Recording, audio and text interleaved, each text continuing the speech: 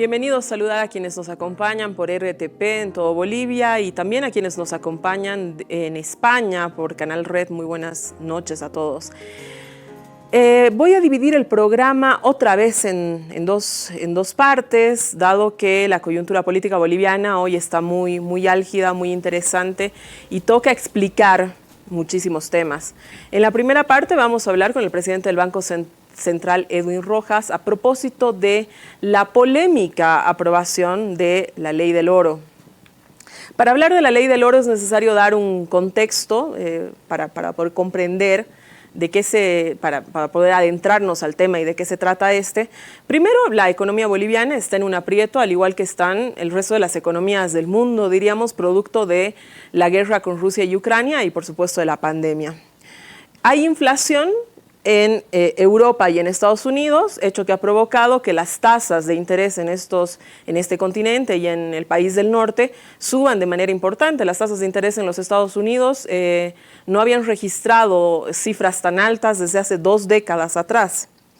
El precio del petróleo está muy alto, lo hemos dicho, por la guerra, producto de la guerra. Más o menos el promedio de costo del barril de petróleo ha circulado en los $80. Esto significa que, por supuesto, las importaciones que hace Bolivia de diésel y gasolina se han incrementado y hay estas importaciones que pagarlas en dólares. En el 2022, Bolivia gastó 4.200 millones de dólares por concepto de importaciones de diésel y de gasolina. Al mismo tiempo, la industria del gas ha sufrido una disminución, un tercio menos. Lo hemos hablado la anterior semana con el presidente de YPFB.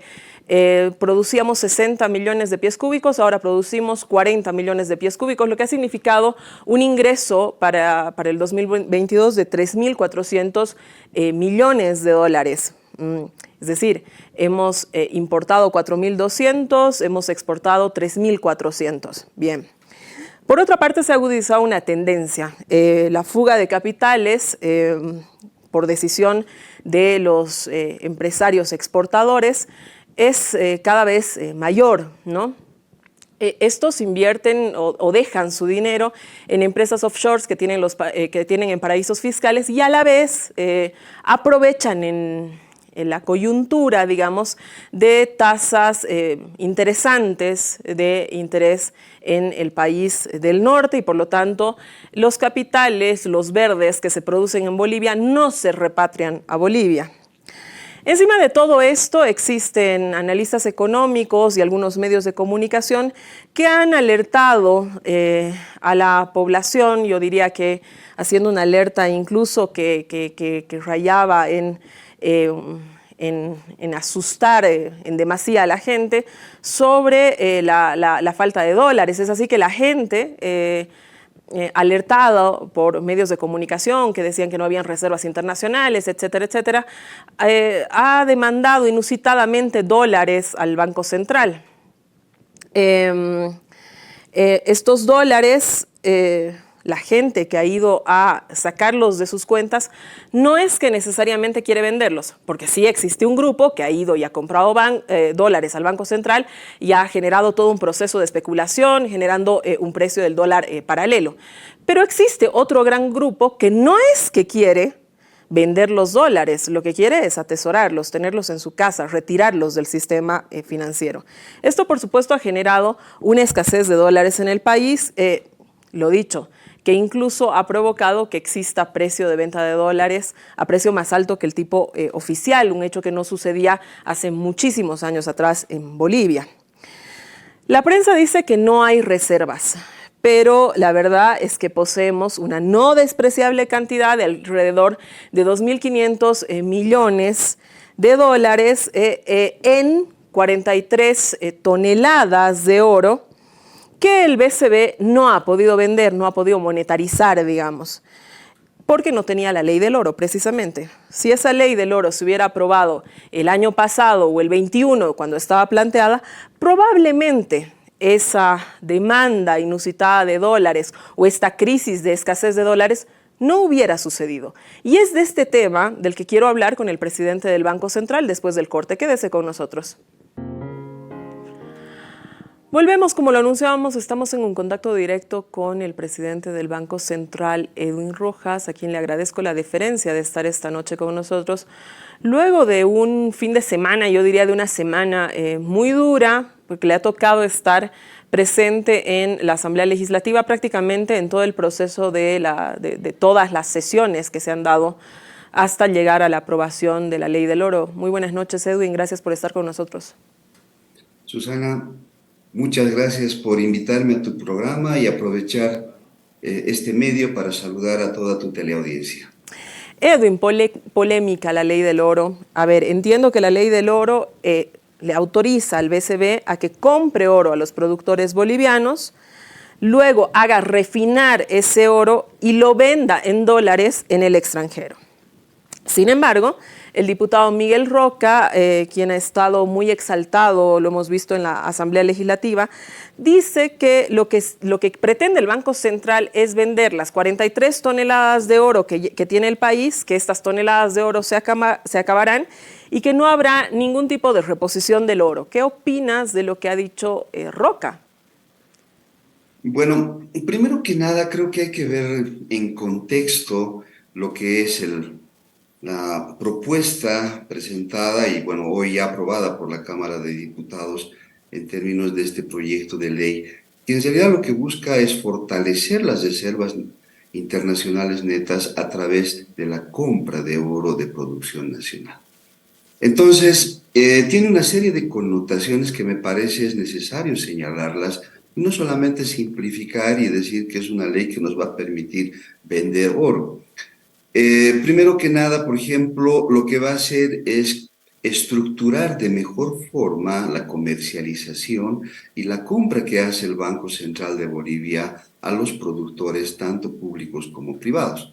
La ley 175, que también autoriza la compra de oro al Banco Central, tiene una serie de limitaciones en el ámbito administrativo.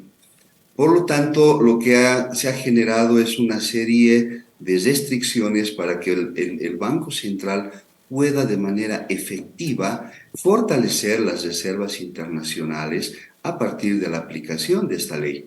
Entonces, transcurridos casi 10 años, lo que hemos hecho es analizar y ver las limitaciones que tiene esta norma y, por supuesto, en el proyecto de ley que se ha presentado y aprobado el día de hoy, lo que se hace es levantar este tipo de observaciones. Entonces, va a facilitar de forma muy importante al Banco Central comprar. Por supuesto que también va de alguna manera a estimular todo lo que es la producción a los productores de oro, ¿no es cierto? La ley establece que debe regirse en términos de lo que es el oro, ¿no es cierto?, con que se respeta el tema ambiental, sobre todo en materia de lo que va a ser la compra. Entonces, tenemos otro tipo de beneficio adicional de estos, por ejemplo, que se va a vender a un precio justo, a una cantidad justa, que es lo que buscan los productores de oro. Pero adicionalmente a estos elementos, lo que hace es permitir que el Banco Central de Bolivia tenga una gestión mucho más moderna en términos de lo que es la administración del oro monetario o las reservas en oro que tiene nuestro país.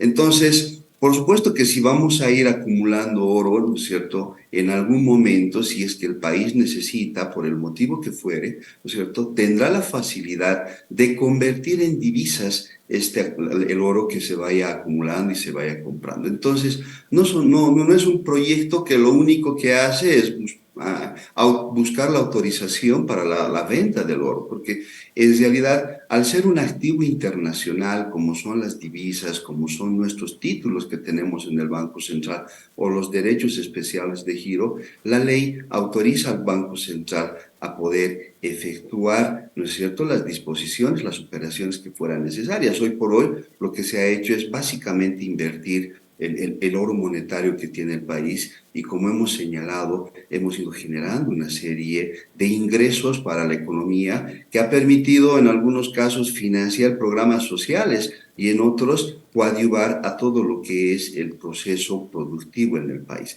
Entonces tiene una serie de connotaciones y creo que no vale la pena solamente limitar al hecho de que va a ser una ley que va a permitir la venta de las reservas del país.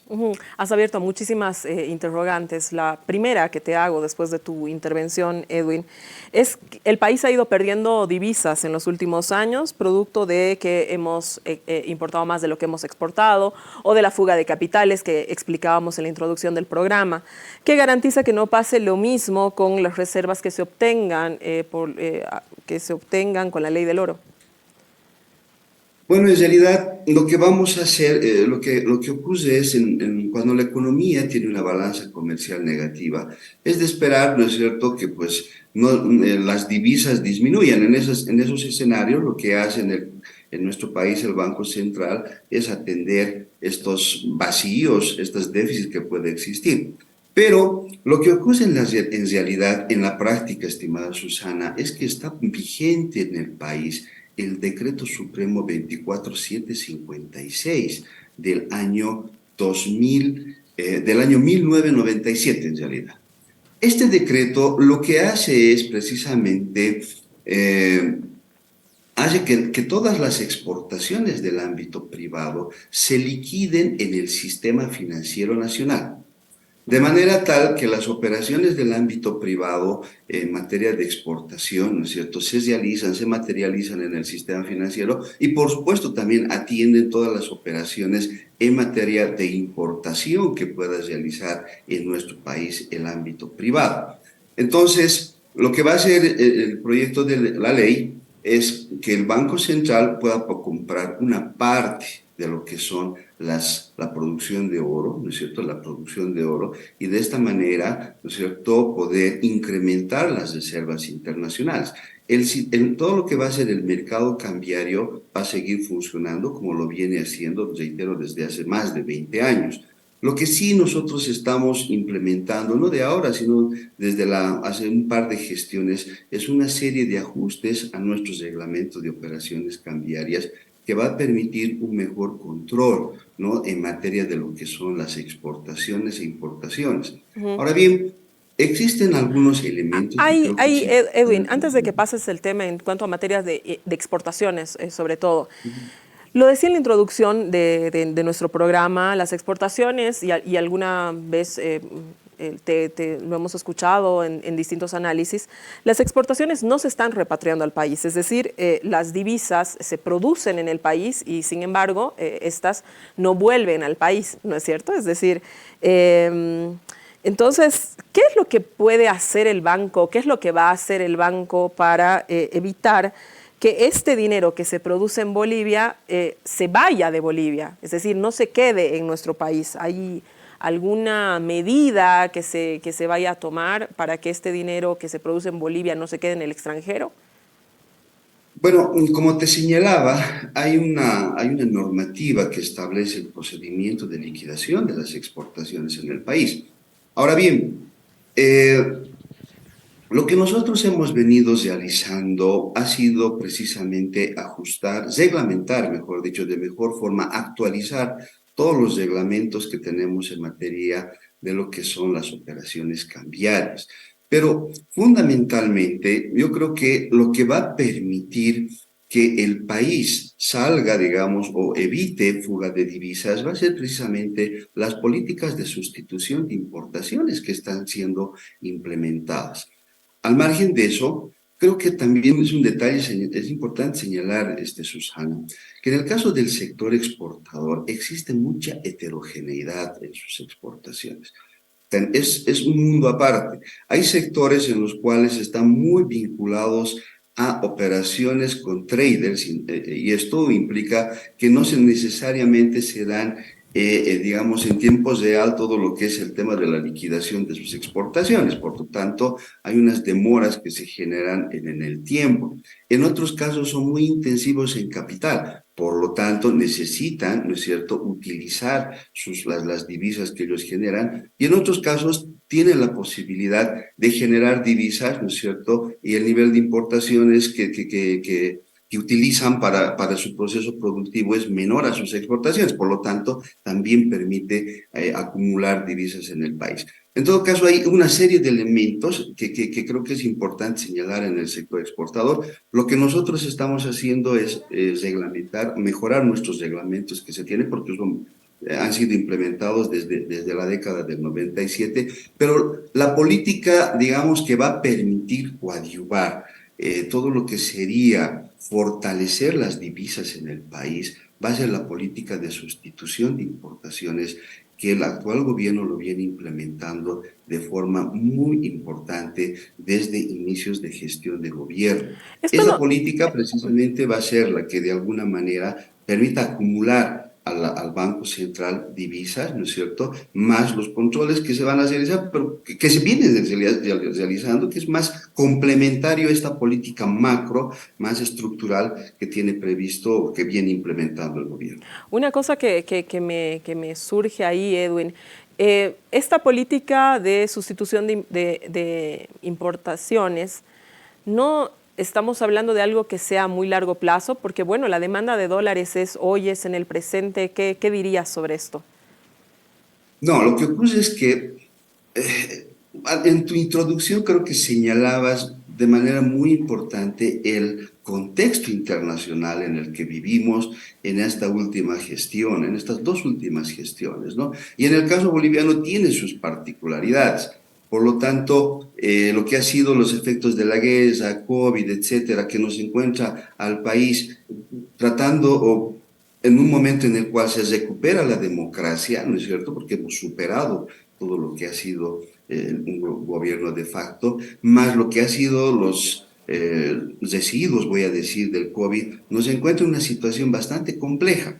Lo que hemos hecho ha sido continuar con la política que teníamos en el país, ¿no es cierto?, de las subvenciones, para que precisamente dar certezas a la economía en materia de lo que es el desempeño macroeconómico. Este objetivo ha sido logrado. Lo que ocurre es que la complejidad del ámbito internacional ha hecho que existan algunas variables que no sean controladas. Por ejemplo, el incremento del precio de los hidrocarburos y la temporalidad, el alargamiento que se ha dado.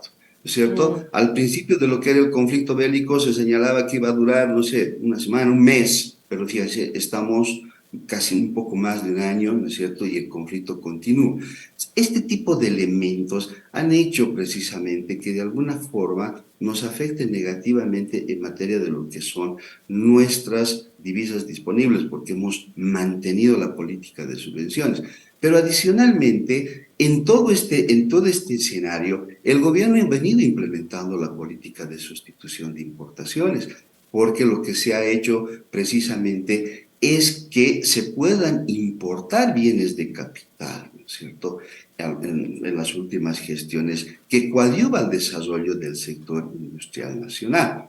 Entonces, ha sido algo efectivamente, digamos, un shock externo que el gobierno boliviano más bien ha reaccionado, creo que con las políticas oportunas. Estamos ya empezando a vislumbrar muchas de estas políticas de sustitución de importaciones y a fines de gestión se tiene previsto implementar, ¿no es cierto?, una serie de proyectos que precisamente apuntalan la política que se ha iniciado desde principios de gestión de gobierno. Por lo tanto, no estamos hablando de un proceso que va a ser, ¿no es cierto?, bastante amplio en materia de lo que va a ser desarrollar esta política de sustitución de importaciones y empezar a mostrar resultados. Por eso precisamente es que el ministro de Economía hablaba de elementos de dificultades de liquidez transitorias que hemos tenido porque se han generado este tipo de shocks internacionales que afectan a la economía. Edwin, quiero volver a la polémica de la ley del oro. Como tú sabes, ha sido una aprobación que definitivamente ha estado muy movida, una asamblea que ha tenido conflicto en todo el proceso, sobre todo el viernes. Hemos visto diputados que incluso estaban con listos para la pelea, digamos, para la pelea física estoy hablando, ¿no? La oposición en ese contexto, ¿no?, de mucha alteración ha señalado que buscarán la anulación judicial de la ley del oro. ¿Qué puede pasar si es que esto tuviera éxito? Bueno, mira, a mí me ha tocado vivir estos días, estas casi 96 horas de discusión, un debate bastante interesante en términos de lo que sería la pertinencia del proyecto de ley y claramente se ha demostrado, ¿no es cierto?, la constitucionalidad que tiene el proyecto de ley. El artículo 328 de la Constitución Política del Estado le da la facultad al Banco Central de administrar las reservas internacionales.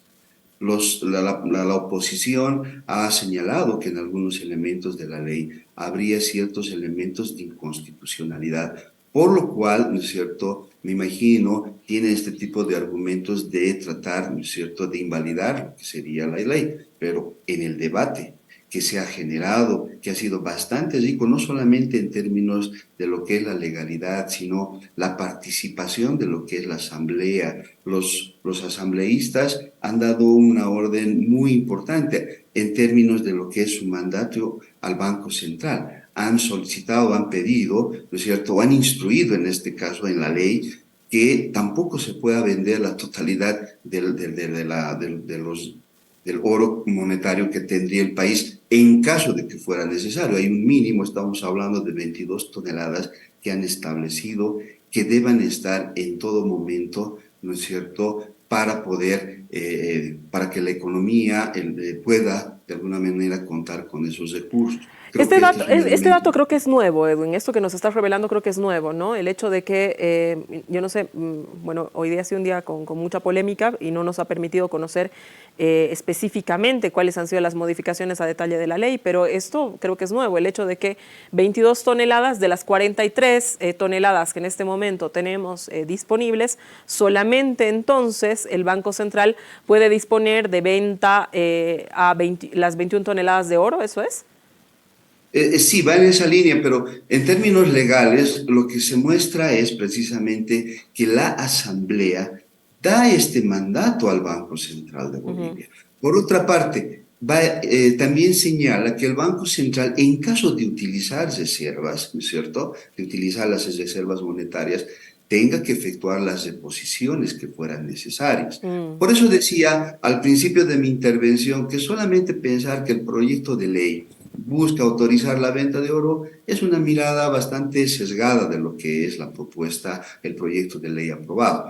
Entonces, es este otro elemento que ha instruido o que ha establecido, mejor dicho, la Asamblea y finalmente que se haga una serie de informes de orden periódico sobre lo que sería el desempeño en materia de compra, ¿no es cierto?, de oro que realice el Banco Central de efectuarse. Entonces, son modificaciones que se han dado muy importantes en la versión aprobada por la Asamblea a nivel de diputados. Por lo tanto, estos elementos de constitucionalidad que en algún momento fueron señalados sobre todo por diputados de la oposición, creo que con estas modificaciones que hizo la Asamblea en la Cámara de Diputados, precisamente, ¿no es cierto?, muestran que no es cierto, no es cierto. Hoy día, inclusive el presidente de la Cámara de Diputados hacía énfasis en este elemento en el momento de su declaración, por lo que nosotros vemos que pues, no habría ninguna necesidad de que se genere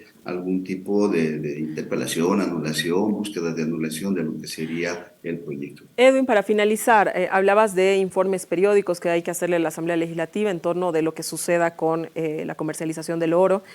Estuvo instalado en los medios de comunicación la pregunta del por qué el Banco Central no ha hecho públicas las estadísticas. ¿Qué pasa con este tema, Edwin?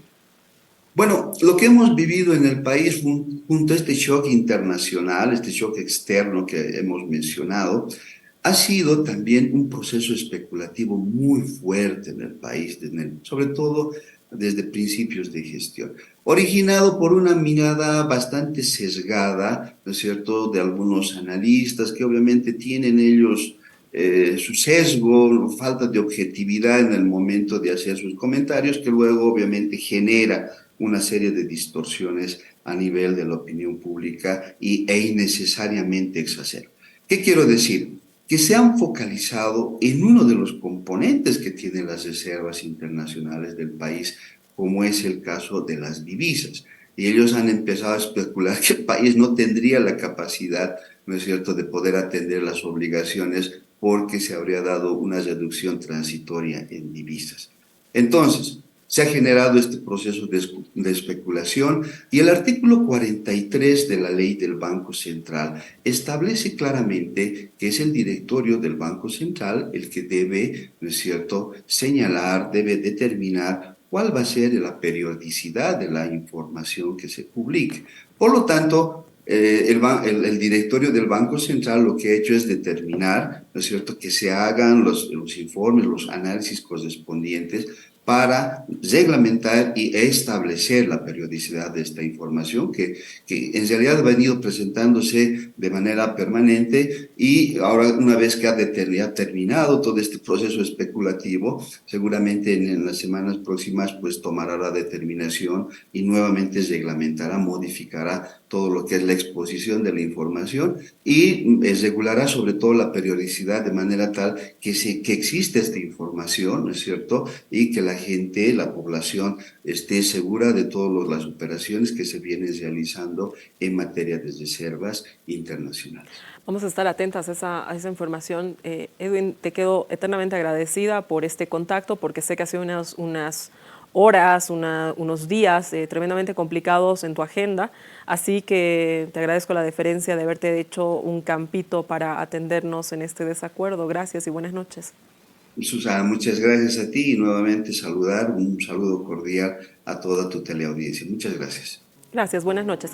Quédese usted con nosotros que continuamos el próximo bloque. Vamos a hablar de libertad de expresión y los periodistas. Otro tema que ha sido muy polémico esta semana, con dos periodistas muy polémicos, muy interesantes. Ya los presento en un momento. Quédese con nosotros. Volvemos en esta, segunda etapa del programa. Vamos a hablar de periodistas y libertad de expresión. En el 2010 en Bolivia se aprueba una ley de racismo y en contra del racismo y la discriminación que establece sanciones penales a discursos de odio, declaraciones discriminatorias y racistas penalizadas, ¿no? Entre 2 y 5 años, si mal no recuerdo el artículo. El hecho es que antes de la aprobación de esta ley, gremios de periodistas salen a marchas en las calles en el 2010, alegando que esta ley les impediría ejercer su libertad de prensa y su libertad de expresión y que serviría para precisamente judicializar el trabajo periodístico. Han pasado 13 años de la aprobación de esa ley y nada de esto ha sucedido. Creo que el trabajo periodístico y la libertad de prensa y la libertad de expresión, como lo han dicho incluso los organismos internacionales que hace poco nos han visitado, está vigente, absolutamente vigente en el país. Porque, vale decir, es decir, la libertad de prensa y la libertad de expresión son derechos absolutamente legítimos y ganados, y esos por supuesto que no se tocan. La ley de racismo y discriminación no se ha utilizado en contra de periodistas, no se ha utilizado en contra de medios de comunicación. Sin embargo, este año aparece un proyecto de ley basado en las recomendaciones que han hecho organismos internacionales para que la penalización sobre discursos de odio, racismo y discriminación aumente, crezca, es decir, que no sean entre 3 y 5 años, sino más bien entre 3 y 7 años. Lluvia de intervenciones de distintos periodistas y de distintas asociaciones, movilizaciones indicando que nuevamente lo que se intentaría es coartar la libertad de prensa y la libertad de expresión en nuestro país. Este era un anteproyecto de ley, el gobierno retrocede, no se toma en cuenta este artículo que básicamente lo que hacía era subir la pena del tema de racismo y discriminación, lo digo nuevamente, por recomendación de organismos internacionales sobre los temas de ajustar de derechos humanos, el ajuste de los derechos humanos en Bolivia, pero no conformes con que se haya retrocedido en la anulación de este artículo, varios periodistas e incluso asociaciones han ido por más, buscan bajar la ley de racismo y discriminación, una ley que, dicho desde el principio, está aprobada hace 13 años atrás y que no ha servido para coartar la libertad de expresión ni la libertad de prensa en nuestro país. Es decir, es más, muchos alegan que la ley de racismo y discriminación ha servido para muy poco. Quédese con nosotros, que esta noche vamos a hablar sobre este tema con dos polémicos periodistas, diría yo. Julio Peñalosa, bienvenido. Hola, Susana, ¿qué tal? Freddy Morales, bienvenido. Gracias. Quédese en este desacuerdo, volvemos para hablar sobre este tema. Volvemos, vamos a hablar de libertad de prensa y periodistas. A ver, vamos a una imagen, por favor. Iniciamos con la imagen, quiero hablar de ese tema. Bien, Zulema Alanes, que es la presidenta de la Asociación de Periodistas de Bolivia, dice que actualmente la situación de los periodistas es peor que en las dictaduras militares. Dice, estamos peor que en las dictaduras militares. Es una declaración que ha hecho una entrevista al periódico Página 7. ¿Qué opinas sobre esto, Julio Peñalosa? Esa declaración de Zulema es cuando prácticamente se produce su llegada a la presidencia de la Asociación de Periodistas de Bolivia. O sea que... Pero eso es este año, hace menos de un mes atrás. Sí, pero es anterior a la llegada de los 4 comisionados de la CIDH. Y cuando llegan los 4 comisionados de la CIDH, dicen en Bolivia hay plena libertad de expresión, lo cual significa una respuesta rotunda e incontestable a la señora Alanes, que dice esta barbaridad. Dicho sea de paso, estaba justo revisando información sobre periodismo y dictaduras. Hoy es cumpleaños del cocomanto de Jorge Mancilla Torres, cumpliría 83 años, y tiene un primer libro de 1977 que se llama El delito de ser periodista. Y ahí hay una retrospectiva, una recopilación muy rigurosa de la persecución y de las violaciones a la libertad de prensa y de expresión en la dictadura de Banzer. Eso era verdaderamente persecución y no había libertad de expresión. Si la CIDH a continuación viene a Bolivia y dice hay plena libertad de expresión, aquí la gente se puede manifestar, etcétera, etcétera, la señora Alanes está contestada. Yo elogié mucho a Zulema cuando hizo un artículo muy interesante que titulaba El periodismo de Raúl Peñaranda, publicado en Página 7, cuando ella decía que Raúl Peñaranda había defendido a Kushner a propósito del tema Andrea Aramayo, y lo hizo pedazos. Dijo que él había mentido y que lo que decía no era consistente. Pero ahora me encuentro con que Zulema se ha debido abuenar con Peñaranda, porque el uno es presidente de la Asociación de Periodistas de La Paz y la otra presidente de la Asociación de Periodistas de Bolivia, y llegó a la conclusión de que sus intereses están por encima del periodismo. No hacen más periodismo, están dedicados a las operaciones mediáticas vinculadas a intereses políticos, y por lo tanto yo no los reconozco como periodistas. Bien. Freddy, ¿se puede discrepar mucho con el ministro Lima respecto a la pertinencia y la oportunidad de subir las penas sobre el tema de racismo y discriminación en nuestro país? Pero otra cosa, ¿no? Una cosa es discrepar la temporalidad y decir, bueno, no es oportuno por la razón que sea, ¿no?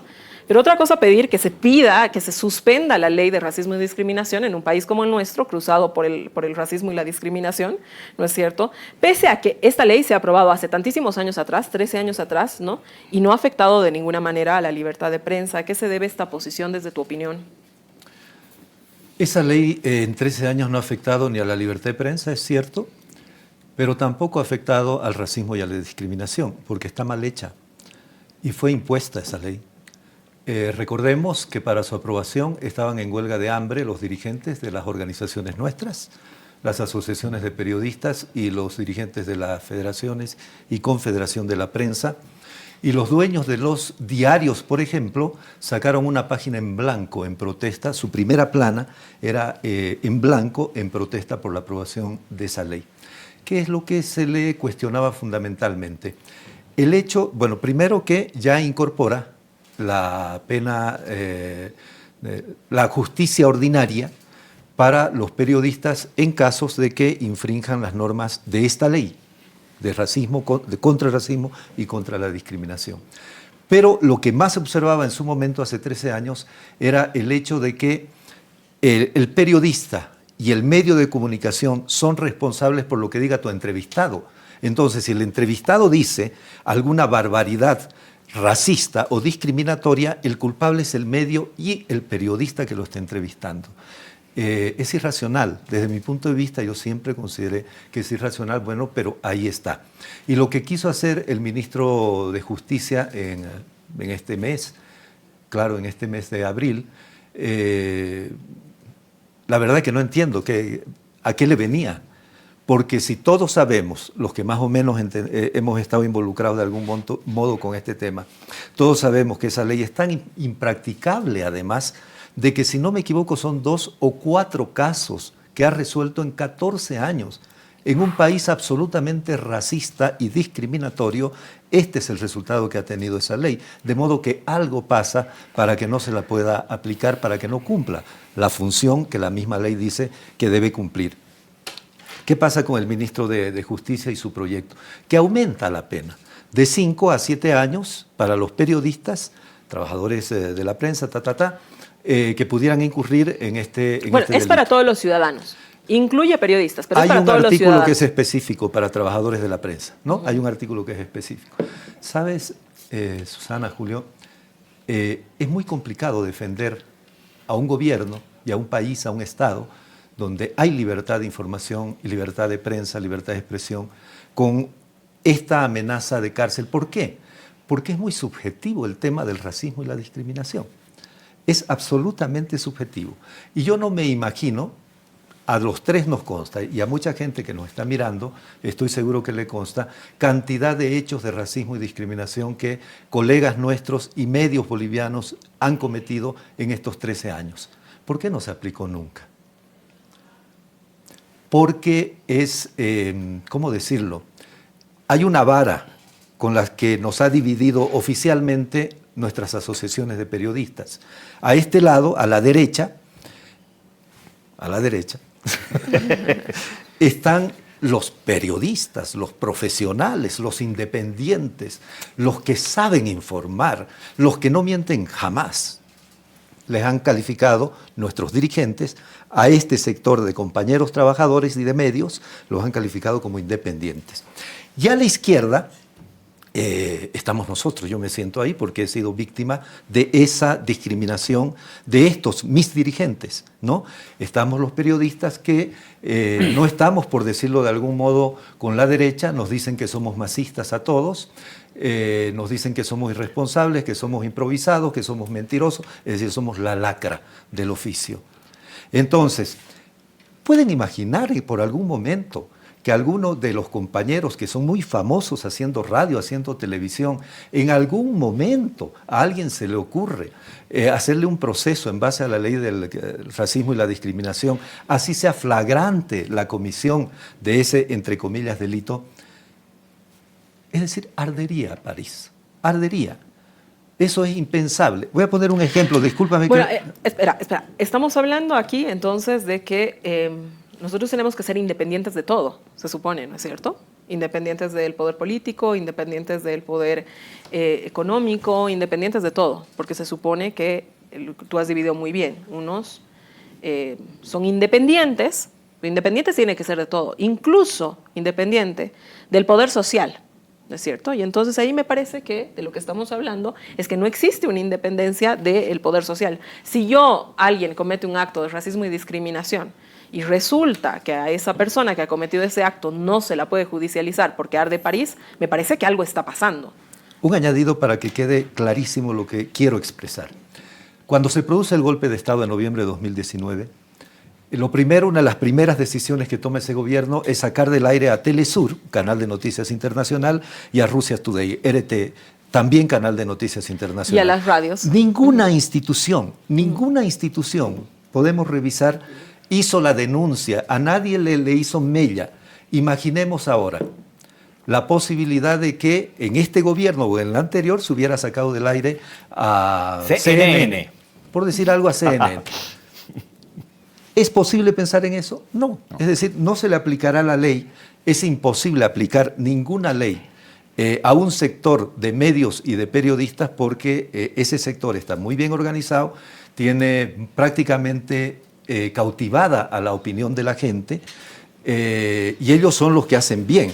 Y los otros, los que estamos al otro lado, somos los que nos merecemos todo, prácticamente todo lo malo que nos pueda ocurrir. Porque la mayoría de los periodistas, inclusive aquellos muy destacados en su profesión, son tan antimasistas, Julio, que algunos directores de medios, por ejemplo, no han escondido su participación en las manifestaciones para tumbar a Evo Morales en el 2019. Eso se verifica claramente en varios textos que han sacado distintos medios de comunicación, incluso algunas historias que han contado los propios directores y dueños de medios sobre cuál había sido su participación en las movilizaciones. Todo eso está registrado. ¿Por qué crees que se da?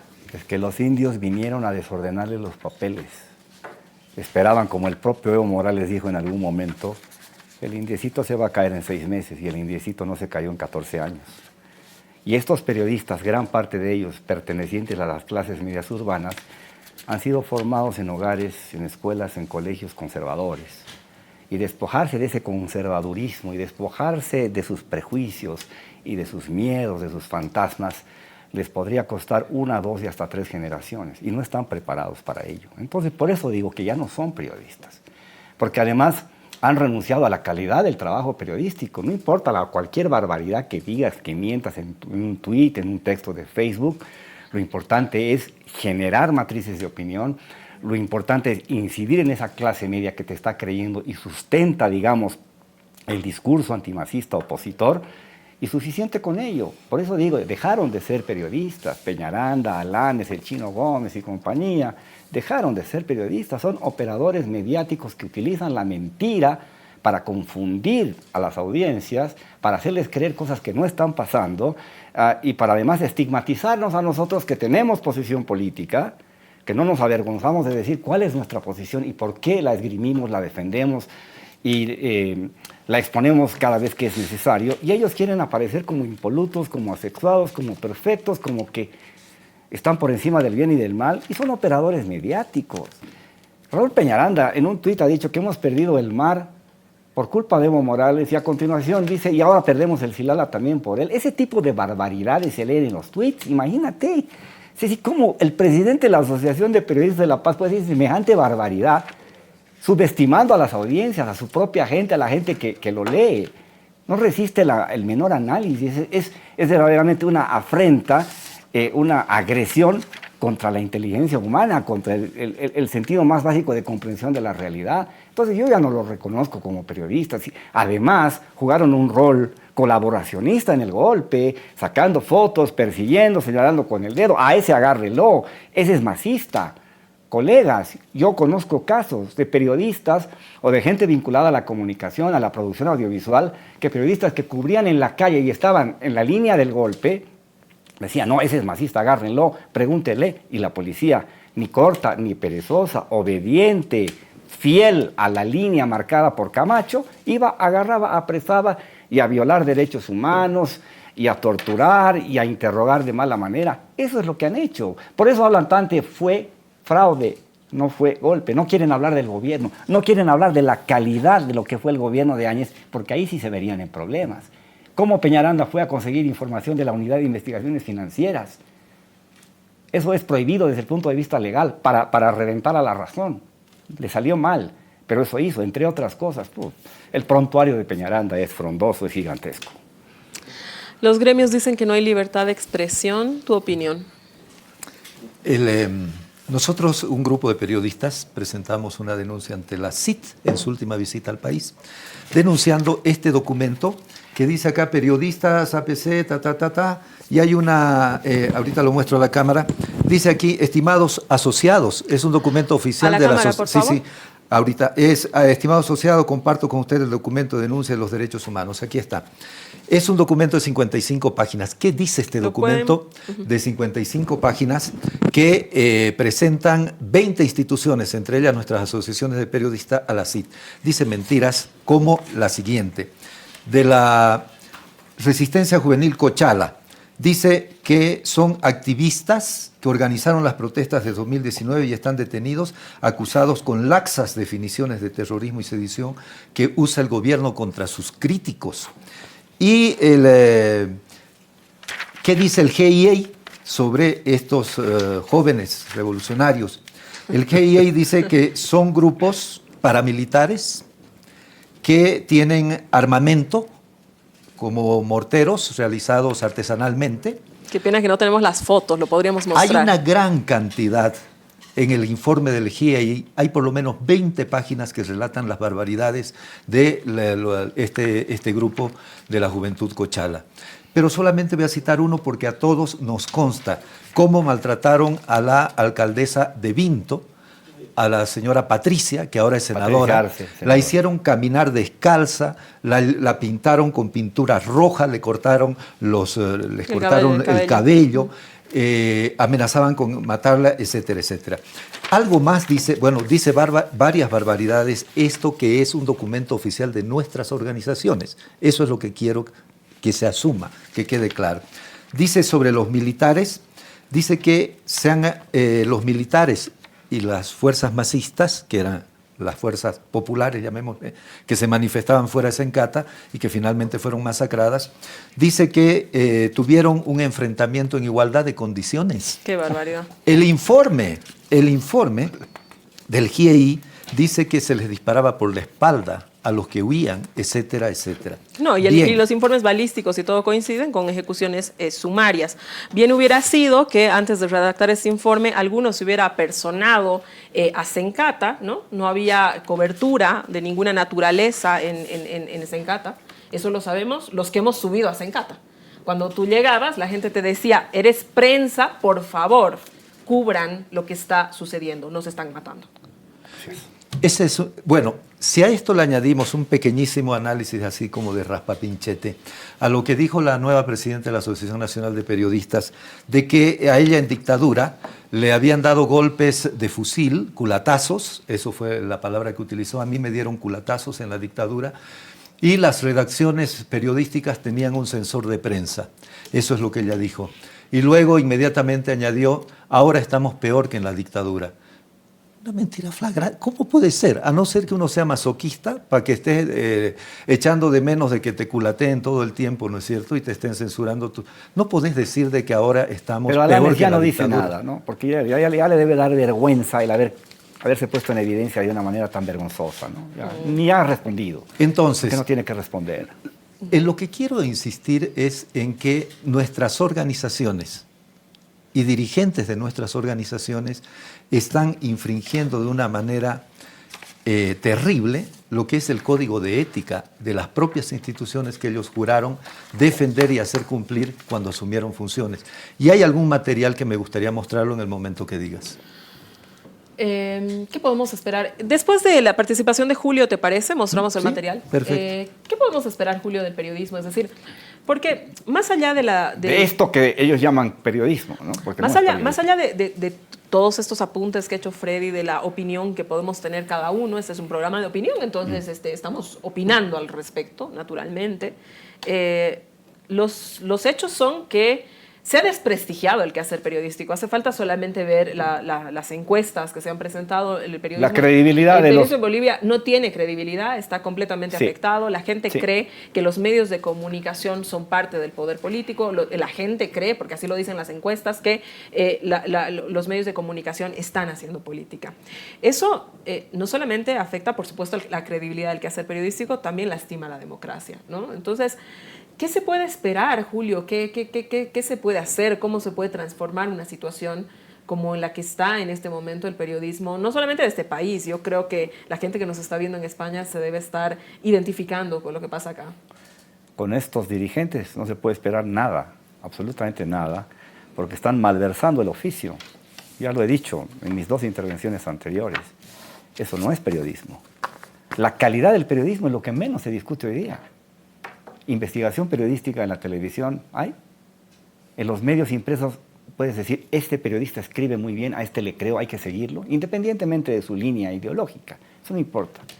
Noticias cada vez más cortas, más empobrecidas, todo manipulado, con una agenda basada fundamentalmente en intereses económicos y en intereses políticos opositores contra el gobierno del MAS. Entonces, de ese periodismo, del periodismo que practican o dicen practicar los Peñarandas, las Alanes, yo no puedo esperar absolutamente nada. Espero que haya una renovación generacional, porque Yo lo había mencionado al principio a Cocomán, entonces era un periodista serio, escribía, se documentaba, contextualizaba, discutía, defendía al gremio, defendía los intereses del país desde una perspectiva con total apertura, sin ningún tipo de complejos, con un compromiso absoluto. Esos periodistas, lo que hay hoy día son vehiculadores de cierto discurso absolutamente circunstancial, coyuntural e instrumental a los intereses antimasistas, porque el antimasismo es una obsesión que les ha nublado la posibilidad de practicar el periodismo de una manera inteligente, lúcida, creativa, y por eso tenemos el desastre que tenemos hoy día. Así que yo de esos que se autonombran periodistas, a los que no considero periodistas, yo no espero absolutamente nada. Freddy, se dice que no hay libertad de expresión en el país, pero existen programas donde insultan, donde mienten, donde les pruebas que lo que están diciendo es mentira, no se disculpan, se ratifican en la mentira, ¿no? Digamos, existe un programa de redes sociales que se difunde en varios medios de comunicación que se llama El Búnker, por decirte, ellos son el extremo, ¿no? Pero definitivamente existen otros que de pronto no tendrán el mismo tono, pero están circulando más o menos en las mismas ideas. Existen organizaciones internacionales, una de ellas dirigido por el nefasto Sánchez Berzaín, que tiene cuentas pendientes aquí por cargos de genocidio, ¿no? Nada menos que genocidio, ¿no es cierto?